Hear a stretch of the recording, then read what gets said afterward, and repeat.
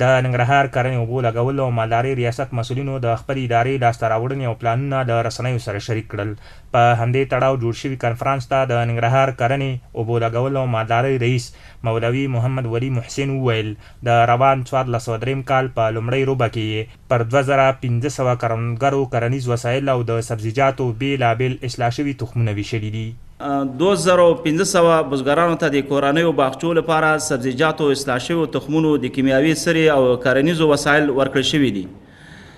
40,000 بزګرانو ته غلجاتو، میوهجاتو، سبزیجاتو، صنعتي او تیلي نباتاتو د کرن نیولې تر رفع حاصل پورې، همدارنګه نباتي امراضو آفاتو مخنیوي په برخه کې عامه پوهاوی او ښوونې ورکړل شوي دي.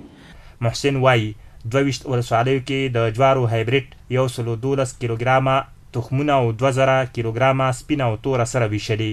نوموړی دغه راز وایي د اقلیمي منفي تغیراتو کمولو او چاپیریال ساتنې په موخه 300,000 مثمر او غیر مثمر بوټي تر روزنې لاندې دي.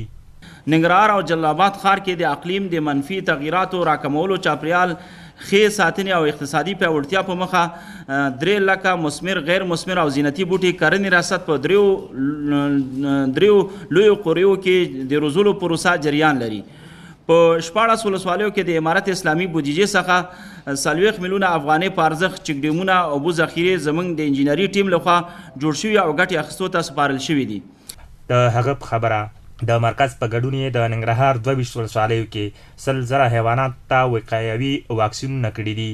د کرنې رئیس وایي راتلونکی کال به پر 2000 جریبه ځمکه مختلف النوع بڼونه جوړ کړي او بزګرو ته به کیمیاوي سرې هم ورکړي.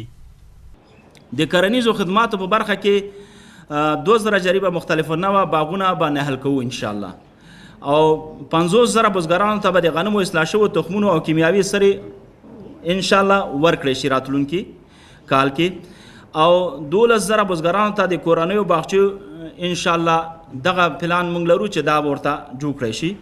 1500 مختلف النوع نباتاتو نمایشي قطعې بزګرانو ته ولسوالۍ ته جوړ شي.